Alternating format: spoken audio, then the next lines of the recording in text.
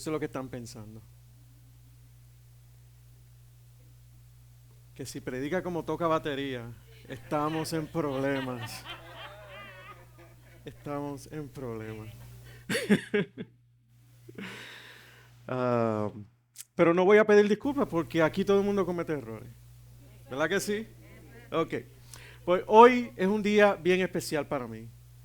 Primero porque tengo el privilegio de predicar la palabra del Señor. Es un privilegio maravilloso poder inmiscuirse y estudiar para predicar la palabra del Señor. Y segundo porque hoy predico no como invitado, sino como miembro de esta iglesia.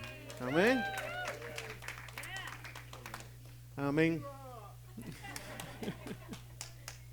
Busquemos en Primera de Timoteo, capítulo 3. Vamos a estar cubriendo los versículos del 8 al 13.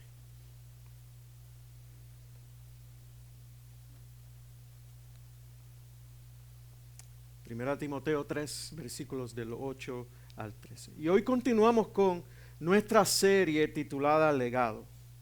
Serie que está basada en lo que se conoce como las epístolas o cartas pastorales. Y se les conoce como cartas pastorales porque fueron dirigidas no a una iglesia o a un grupo de iglesias, sino a unos individuos en particular. A unos individuos que además eran pastores de iglesias locales. Cartas escritas por Pablo dirigidas primero a Timoteo y también a Tito. Y antes de continuar, estoy hablando de cartas. ¿Necesito explicar lo que es una carta? ¿Se acuerdan de lo que es una carta? Ok, quiero aclarar eso. ¿Cuándo fue la última vez que escribiste una carta? No, una carta. Sentarte en tu mesa de comer con un papel, bolígrafo, sobre sello y escribir una carta para alguien. Y ya, rayo. Y aunque usted no lo crea, hubo un tiempo donde no existían los celulares y las computadoras, ¿verdad que sí? Un tiempo donde no existían los mensajes de texto ni los mensajes de correo electrónico, los emails. Entonces las cartas eran un modo de comunicación bien importante. ¿Cuál era el propósito de la primera carta a Timoteo? La misma carta nos lo dice. La misma carta a Timoteo nos dice el propósito. Dice en 1 de Timoteo 3, 14 y 15, te escribo estas cosas, esperando ir a verte pronto. Pero en caso que me tarde, te escribo, Pablo escribiéndole a Timoteo, para que sepas cómo debe conducirse uno en la casa de Dios, que es la iglesia del Dios vivo, columna y sostén de la verdad. Pablo, a través de esta carta, quería instruir a Timoteo de lo que tenía que decir y tenía que hacer mientras confrontaba los problemas de falsa enseñanza y mal comportamiento dentro de la iglesia que se encontraba en Éfeso. Lo que se conoce hoy como Turquía, como aprendimos. Y como vimos hace 2 domingos atrás, a través del mensaje de nuestro hermano Pedro, Pablo reconoce la importancia de incluir contrastes detallados entre lo que era un buen y un mal liderazgo dentro de la iglesia, dentro de la congregación local. Y es importante recordar que aunque la carta fue escrita hace mucho tiempo atrás y está dirigida ¿a quién? A Timoteo, las instrucciones que en ella se encuentran son para la iglesia presente.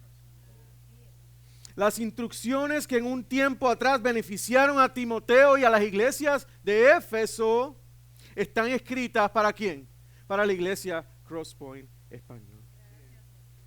Y para cada uno de nosotros. Amén. Vamos a estar de pie. Vamos a leer 1 de Timoteo capítulo 3, versículos del 8 al 13. Y dice así, de la misma manera, también los diáconos deben ser dignos de una sola palabra, no dados al mucho vino, ni amantes de ganancias deshonestas, sino guardando el misterio de la fe con limpia conciencia.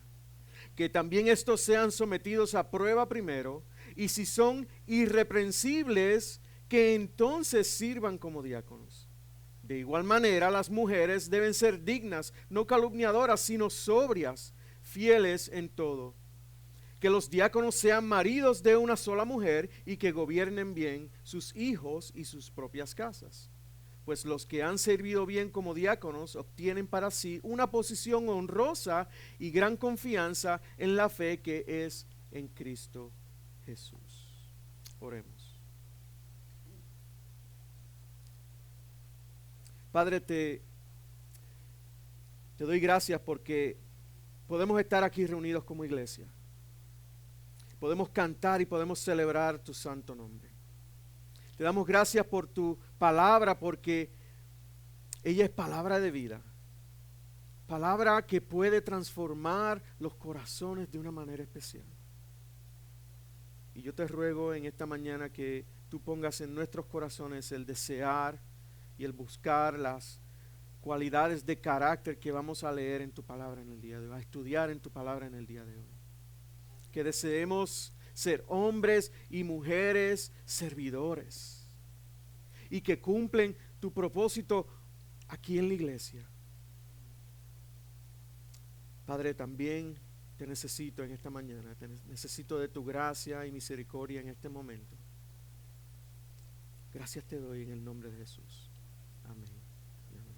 Pueden tomar sus asientos.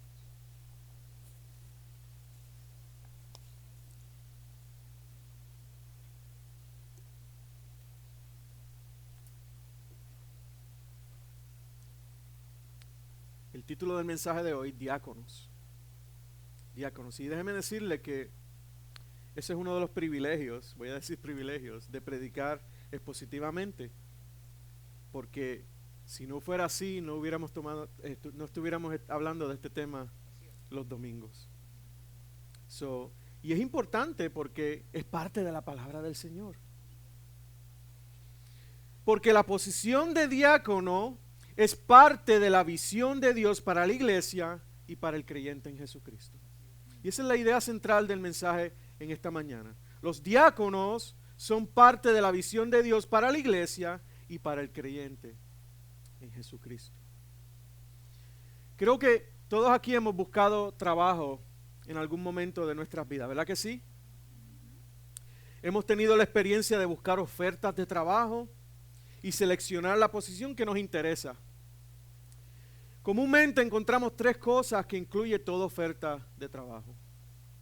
Primero, el nombre o una descripción de la posición disponible. Segundo, las cualificaciones necesarias. Y tercero, creo que es una de las más que nos interesa, la recompensa. La recompensa, los beneficios de dicha posición. Estas tres cosas, la posición, las cualificaciones y la recompensa, es lo que vemos en las instrucciones de Pablo a Timoteo para una de las posiciones de liderazgo en la iglesia, los diáconos. Entonces, el punto número 1 lo encontramos en el versículo número 8 y es la posición. El versículo 8 dice, de la misma manera, también, ¿quién? Los diáconos. Aquí en el comienzo del versículo 8 podemos ver varias cosas interesantes. Por lo menos yo pude ver varias cosas interesantes. Primero, Pablo nombra la posición. ¿Cuál es la posición? Diáconos. Segundo, cuando Pablo dice de la misma manera, nos deja ver que la posición de diácono estaba relacionada con la posición de obispo, con la posición de pastor. Y si repasamos las cualidades para los obispos, como vimos hace 2 semanas atrás, podemos ver que son bien similares a las de los diáconos. Y tercero, vemos que cuando Pablo dice también los diáconos, nos hace o me hace a mí pensar que ya habían diáconos en la iglesia. Sugiere o nos deja ver que los diáconos en la iglesia no era algo opcional. Sugiere que la posición de diácono era bien importante y necesaria junto a la posición de obispo o de pastor. Pero, ¿qué es un diácono? ¿Qué es un diácono? Sin buscar el significado original de la palabra, al leer los versículos del 8 al 13 como hicimos, encontramos claves que nos dicen lo que es y hace un diácono. No sé si los pudieron notar. Por ejemplo, en el versículo 10 dice que entonces sirvan como diáconos. En el versículo 13 también dice, pues los que han servido bien como diáconos. Esas son dos claves que podemos encontrar. Un diácono es alguien que ¿qué? Que sirve. Alguien que sirve. De hecho, eso es lo que significa la palabra diácono en el original. La palabra diácono en el lenguaje original griego, diáconos, significa siervo o asistente.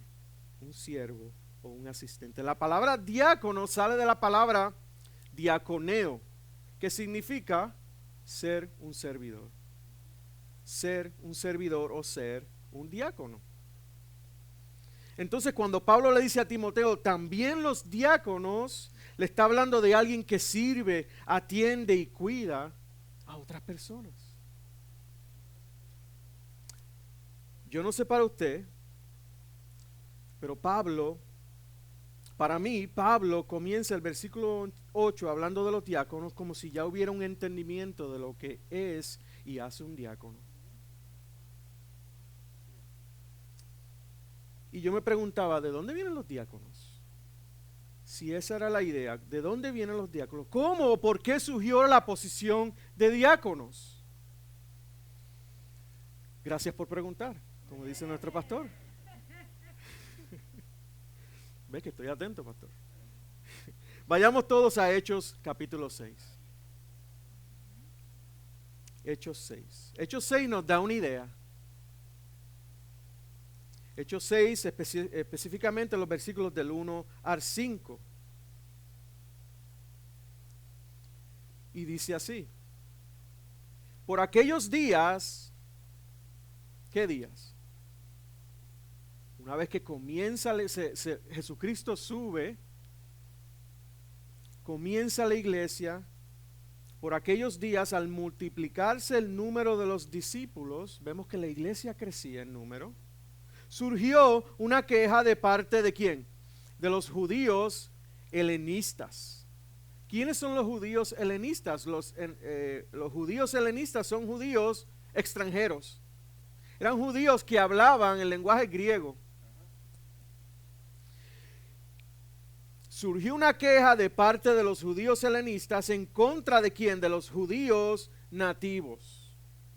Los judíos extranjeros que hablaban griego se estaban quejando de los judíos nativos que hablaban el hebreo, porque sus viudas eran desatendidas en la distribución diaria de los alimentos. Entonces los 12, ¿quién eran los 12?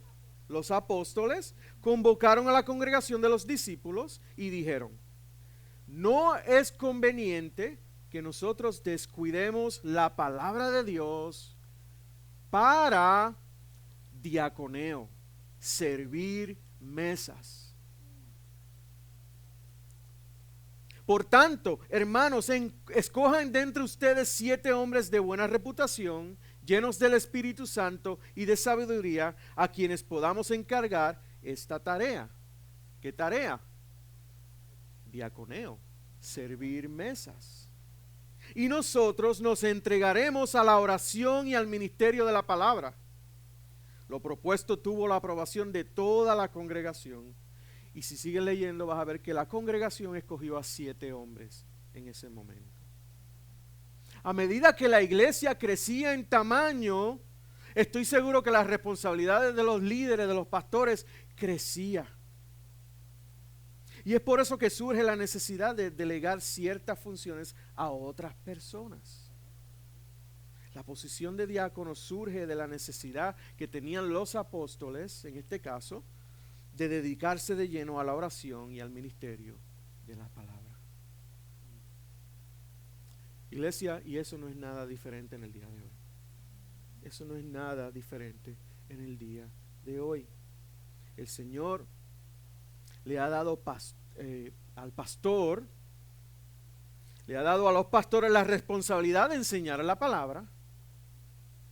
Sin este ministerio, ¿qué pasa con la iglesia? La iglesia no prospera, no crece, no necesariamente en números, sino espiritualmente. Y él tiene que dar cuentas de eso. Y la realidad es que muchas iglesias no crecen espiritualmente, crecen en número, pero no crecen espiritualmente porque el pastor ha dejado la palabra de Dios para hacer otras cosas. Cosas que los diáconos, otras personas de la congregación deberían estar haciendo.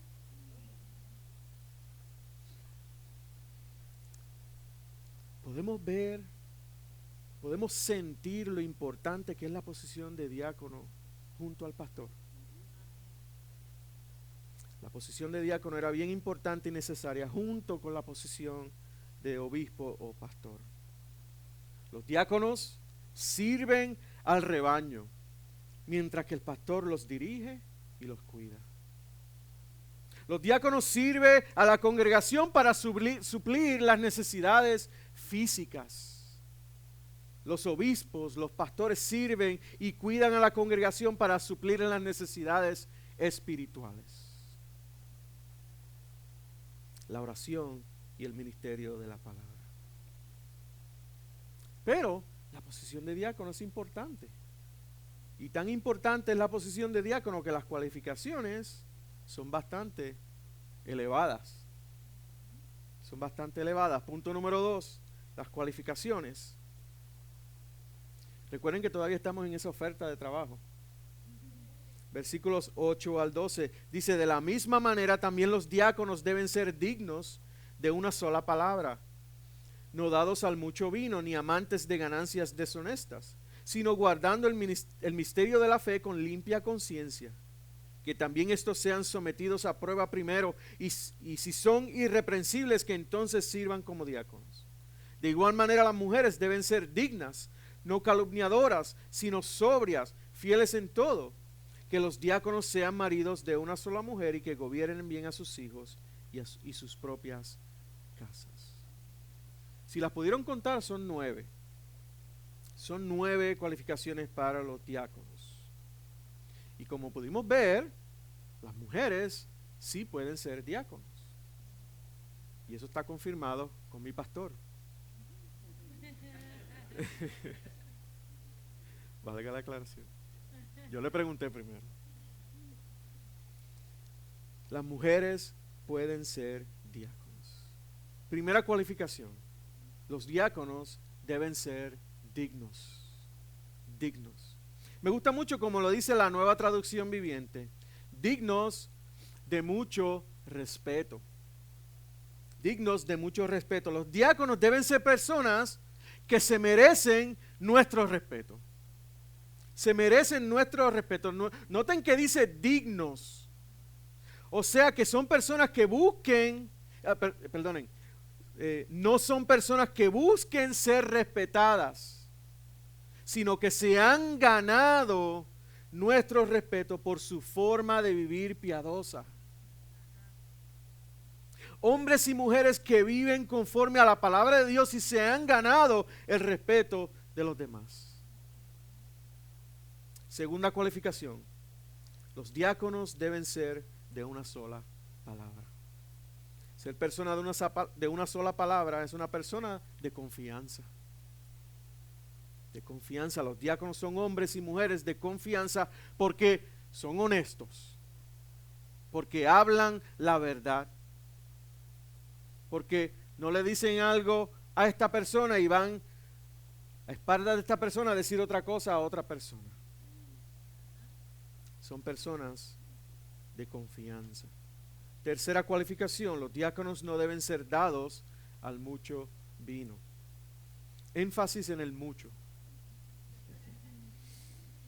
En otras palabras, no son adictos al vino. Literalmente esto significa no mantener la mente en el vino. Los diáconos son hombres y mujeres que tienen autocontrol Autocontrol por las cosas que pueden afectar las capacidades físicas y mentales. Esas capacidades que te ayudan a tomar decisiones. Autocontrol por las cosas que pueden afectar la habilidad de servir bien a otros. Cuarta cualificación. Los diáconos no deben ser amantes a ganancias deshonestas. Noten que un diácono no solo debe ser una persona de confianza con sus palabras, sino de confianza de la forma en que se gana su dinero. Debe ser honesto. Hombres y mujeres honrados con los que se puede confiar nuestro dinero y el dinero de la congregación. Quinta cualificación, los diáconos deben guardar el misterio de la fe con limpia conciencia. Es interesante ver que los diáconos no necesariamente tienen que ser aptos para enseñar, como vimos para los pastores, pero sí tienen que tener una limpia conciencia de lo que creen. Hombres y mujeres que no tengan dudas acerca de la verdad de la palabra de Dios. Noten que Pablo menciona el misterio de la fe. Cuando Pablo habla del misterio, no se está refiriendo de algo que está escondido y que nunca se va a descubrir. Pablo no se está refiriendo a algo secreto. Él se está refiriendo a algo que fue revelado en un tiempo específico. Aquellos que vivieron en el tiempo del Antiguo Testamento y conocían las profecías de Dios, sabían con certeza que algo iba a ocurrir, pero no sabían cuándo. No sabían cuándo. Era un misterio para ellos, pero ese misterio fue revelado. Fue revelado por Dios en la venida de nuestro Señor Jesucristo. Miren lo que Pablo dice en el versículo 16 de ese mismo capítulo 3. E indiscutiblemente grande es el misterio de la piedad. Él fue manifestado en la carne, vindicado en el Espíritu, contemplado por los ángeles, proclamado entre las naciones, creído en el mundo y recibido arriba en gloria. ¿De quién hablaba Pablo? De nuestro Señor Jesucristo.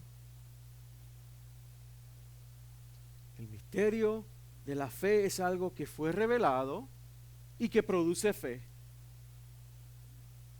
Los diáconos no solo tienen que creer en la verdad del Evangelio de Jesucristo, sino que tienen que vivir y actuar de acuerdo a esa verdad para que su conciencia no se contradiga. Lo que los diáconos dicen y creen no contradice lo que hacen.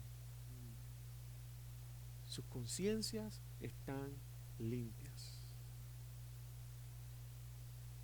El mismo Pablo escribió en 2 Corintios 1:12 y la Nueva Traducción Viviente dice: podemos decir con confianza y con una conciencia limpia que en todos nuestros asuntos hemos vivido en santidad y con una sinceridad dada por Dios. Sexta y séptima cualificación. Voy a hablar de dos en uno. Los diáconos deben ser sometidos a prueba primero y deben ser irreprensibles. Para que los diáconos, para que una persona reciba la posición de diácono, debe ser puesto a prueba en el servicio primero. Su reputación debe ser puesta a prueba por un periodo de tiempo. Y si son capaces de servir, como dice el versículo 2, y si son irreprensibles, entonces sí pueden ser nombrados diáconos. Puestos a prueba para que sean hallados sin mancha y sin ofensa alguna. ¿Estamos claros hasta ahora? Yo sé que voy un poco rápido porque son muchos. Noten que también Pablo hace mención de las mujeres. En el versículo 11, las mujeres pueden ser, ¿tú lo llamas diaconisas? O diáconos, diaconisas, diaconisas. Posiblemente usted tenga una versión que diga esposas. Creo que la Reina Valera dice esposas. ¿No? Dice mujeres. Diaconisa. ¿Qué versión es esa? Wow. Hay versiones que dicen esposa en vez de mujeres. La palabra original para mujeres en el versículo 11 también puede ser traducida como esposa. Sí. La Nueva Biblia de las Américas dice mujeres. Para mí, Pablo no se está refiriendo a las esposas o las esposas de los diáconos como algunos piensan. Él está hablando de las mujeres en general. Y yo llego a esta conclusión dejándome llevar por el contexto de lo que estamos estudiando. Si vemos las instrucciones de Pablo a las mujeres en el capítulo 2 como estudiamos, se usa la misma palabra que en el versículo 11. Pero Pablo en el capítulo 2 está hablando de las mujeres y no las esposas. Para mí, Pablo está hablando de las mujeres. Las mujeres pueden ser diaconisas. Tenemos el ejemplo de Febe en Romanos 16:1. Si usted ha leído Romanos 16:1, dice, ¿quién escribió Romanos? Pablo dice, les recomiendo a nuestra hermana, ¿quién? Febe. ¿Qué era la hermana Febe? Diaconisa de la iglesia en Cencrea. Ahora, ¿qué dice Pablo de las mujeres? Versículo 11, de igual manera las mujeres deben ser dignas. Como ya mencionamos, mujeres que se han ganado nuestro respeto por su forma de vivir piadosa. Mujeres que viven conforme a la palabra de Dios. También dice que no sean calumniadoras. Eso significa que no sean mujeres que estén acusando a otras personas falsamente. Acusando a otras personas falsamente con malicia para hacerles daño. Eso aparentemente era un problema en ese tiempo. Bueno, ahora no quiero apuntar dedos, pero porque Pablo incluye estas cosas es porque estaba ocurriendo en ese tiempo. Y ocurre en todas las iglesias. Mujeres que puedan controlar su lengua.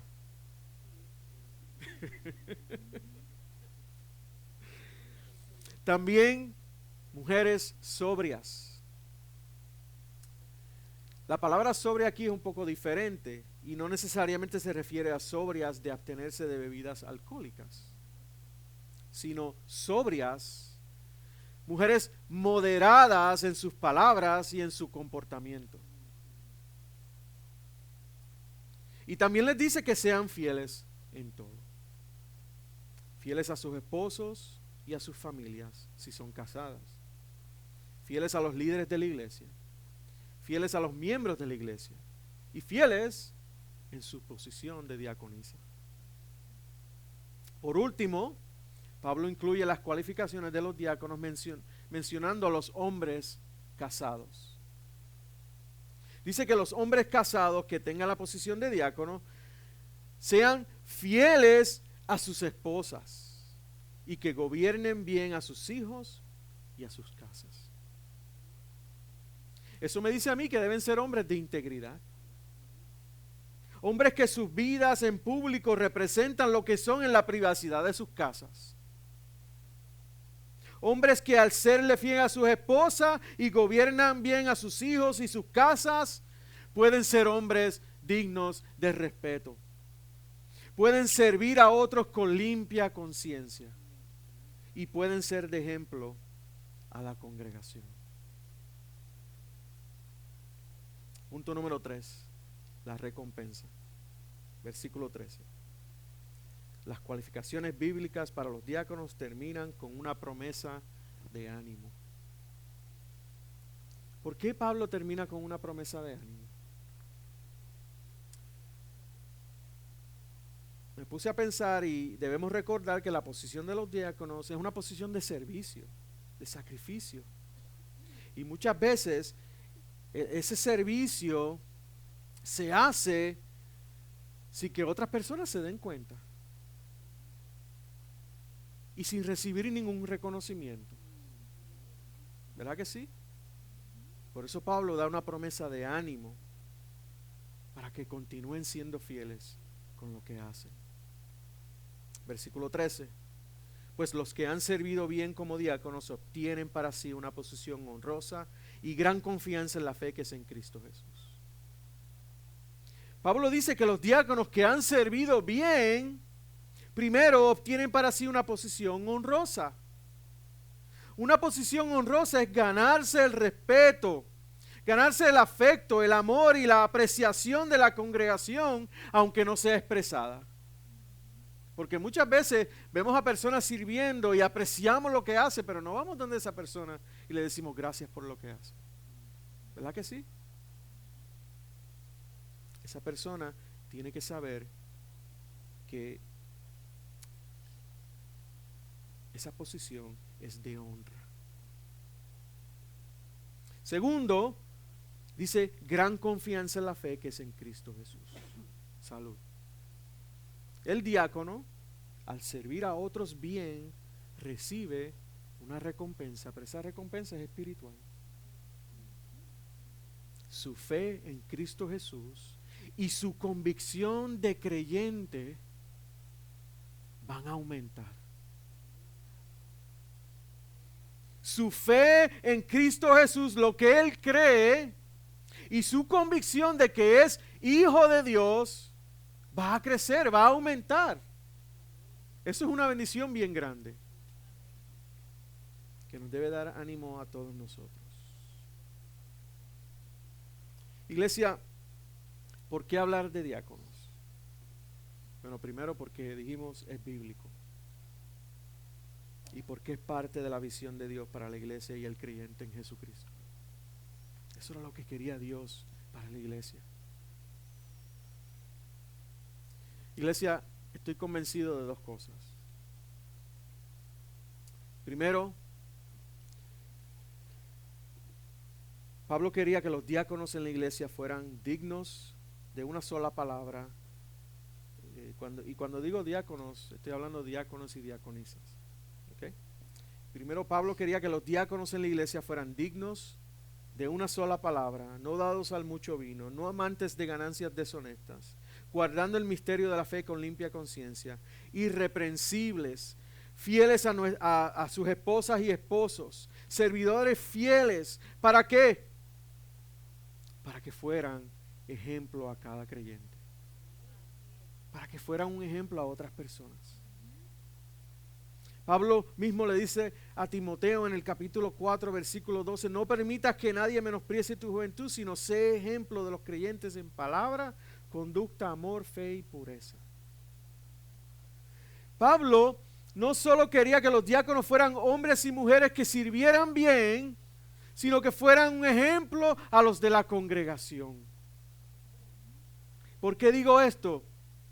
Porque si hacemos cuenta de todo lo que Dios le pide a los diáconos, es lo mismo que Dios pide de cada uno de nosotros. Es lo mismo que Dios pide de cada uno de nosotros. Y si tenemos diáconos que sirven bien, vamos a seguir ese ejemplo. Podemos seguir ese ejemplo.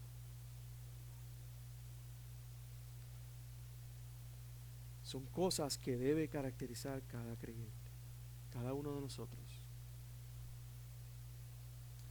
Iglesia, si Dios te está llamando a ser un pastor o un diácono, gloria a Dios. Gloria a Dios.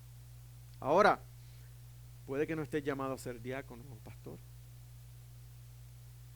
pero si eres creyente en Jesucristo, Dios nos llama a todos, a hombres y a mujeres por igual, a cumplir estos requisitos. Por último, estoy convencido de que las cualificaciones de diácono son un reflejo de nuestro Salvador Jesucristo. Todo diácono y todo creyente que refleja las cualidades mencionadas por Pablo, primero refleja a nuestro Salvador Jesucristo, que fue fiel en cada una de ellas. Y segundo, refleja a nuestro Salvador Jesucristo, que vino a servir y a dar su vida en sacrificio por ti y por mí. Me gustaría que buscaran a Marcos 10:45. El pastor lo leyó hace dos domingos atrás. Y lo marquen. Marcos 10:45 dice: porque ni aun el Hijo del Hombre vino para ser servido, sino para diaconeo, para servir y para dar su vida en rescate por muchos. Dice, porque el Hijo del Hombre, el porqué al principio de este versículo significa que el Hijo del Hombre es nuestro ejemplo. Ejemplo que desafía la lógica del mundo y sus fascinaciones con engrandecerse y tener control. Jesús, yo no sé cuántas millas habrá caminado Jesús, pero fueron muchas. Pero servía a quienes lo rodeaban. Pudo haber venido a este mundo como un rey y haber nacido en un palacio con sirvientes y grandes riquezas, imponiendo su voluntad y dominando a las personas. Pero ¿qué hizo Jesús? Diaconeo. Sirvió. Él vino no a ser servido, sino a servir. Y sin dudas, la entrega de su vida en la cruz para salvar a los pecadores como tú y como yo fue la mayor demostración de servicio y ejemplo para sus discípulos y todos nosotros.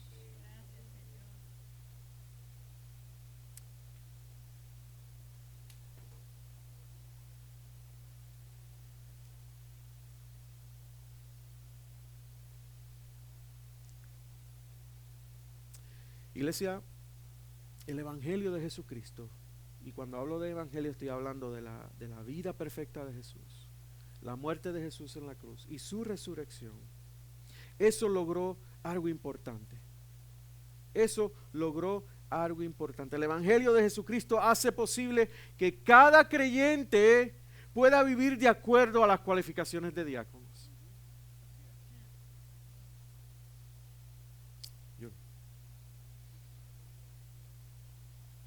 El Evangelio de Jesucristo hace posible que cada uno de nosotros podamos vivir de acuerdo a lo que Pablo escribió a Timoteo, a esas cualificaciones de diácono.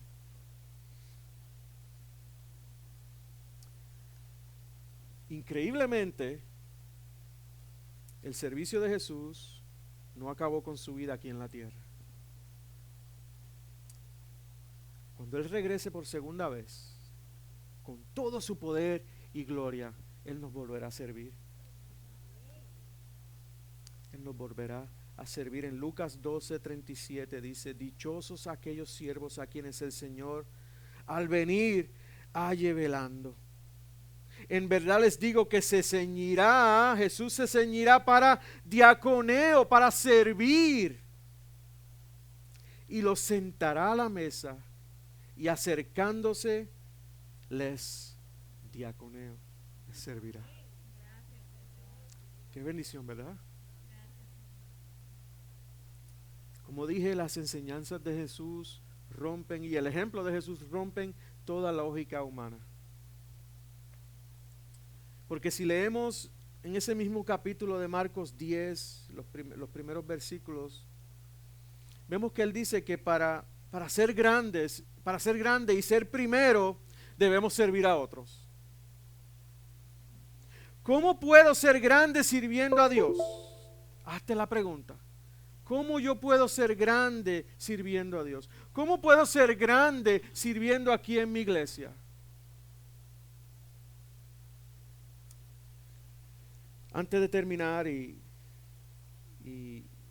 glorificar a Dios, quiero darle gracias a todos aquellos que sirven en esta iglesia. Mi esposa y yo, esa fue una de las cosas también que nos atrajo a esta iglesia. Su amor, y ver el número de personas que servían en esta iglesia sin pedir nada a cambio.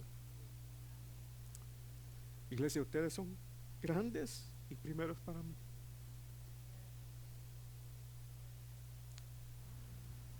Y hasta que Jesús venga, tenemos que servirnos los unos a los otros.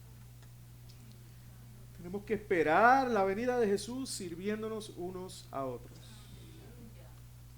Recordando que nuestro servicio se logra por el ejemplo de nuestro Salvador Jesucristo. Y recordando que es posible servir a otros por su sacrificio en la cruz, por ti y por mí.